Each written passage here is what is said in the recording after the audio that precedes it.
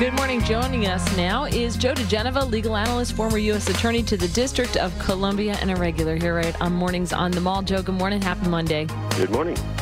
I want to talk about one of your favorite things ever, the Mueller investigation. And we're now hearing that they're investigating ties to George Nader, who goes back to the Clinton administration and ties to our government. He was a back-channel negotiator with Syria then. It looks now like they're gone from Russian collusion and influence in the Trump campaign to Emirati collusion and influence in the Trump campaign. Not necessarily collusion, but influence. Yeah, well, this is what happens with special counsels when they're not reined in properly. Because Mueller is investigating this now, it is obvious that he got permission to do so from Rod Rosenstein, who supervises him and gives him authority to expand his investigation. So this is another Rosenstein special.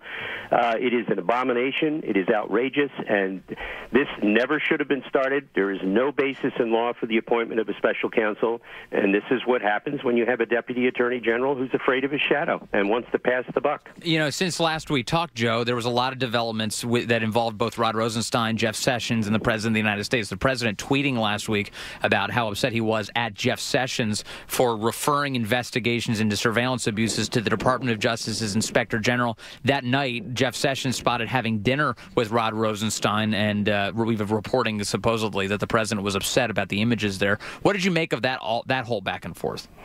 Well, the President is correct. It's okay for the Inspector General, who's very good at what he does, to do the first part of this. In other words, he can investigate the FISA thing, but remember, he can only question people who are current employees of the Department of Justice and the FBI. He can't question anybody from the Department of State, CIA, NSA. He has no subpoena power. He cannot conduct a grand jury. He cannot conduct a prosecution. So eventually, if you want to get the full truth and get everybody under oath who was involved in the criminality, you have to have a federal grand jury. So the President is absolutely correct, and all this nattering at him is outrageous. He's absolutely right. There has to be either a DOJ lawyer in grand jury or a special counsel in a grand jury. If you don't have a grand jury, you don't get Brennan under oath, you don't get Clapper under oath, you don't get anybody under oath.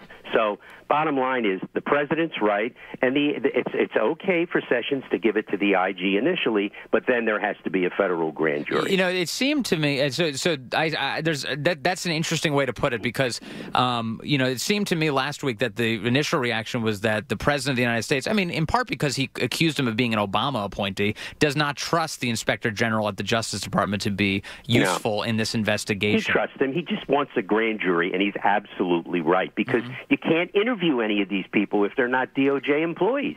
I mean, it's ludicrous. You can't look into FISA without a grand jury. All these people who say let the IG do it don't know what the hell they're talking about. So in Jeff Sessions' case, did his recusal cover all of this? I mean, he's staying out of who the hell knows? You know, this is what's so stupid about this. This is where people are right. You know, if he was going to recuse himself, he should have reconsidered whether or not he should take the job. But he took the job. We are where we are. He's a decent guy. We all love him. And now you have Rod Rosenstein running the show, who's afraid of his own shadow. Because he wants to be a judge eventually. You know what? The President doesn't have to fire Rosenstein. Put him on the Third Circuit or the Fourth Circuit. That's how you get rid of him. Trey Gowdy was on with Maria Bartiromo this past weekend, and he was calling for a special... Hamlet. Gowdy the Hamlet. What a fruitcake. So do I dare ask you about his call for a special counsel to look into the FISA abuses? Look, Trey Gowdy's all over the place. He's leaving Congress because he doesn't know what he wants to be when he grows up. Nice guy, love him. He's just a little too expository now about all his ifs, whens, and whys. Special counsel's fine with me. As I said, all of this boils down to a simple legal fact. The Inspector General cannot force people who are not employees of the Department of Justice to talk to him. That means you don't get Brennan, you don't get Clapper, you don't get Susan Rice, you don't get Ben Rhodes. He can't talk to them. You need a grand jury. The President's right.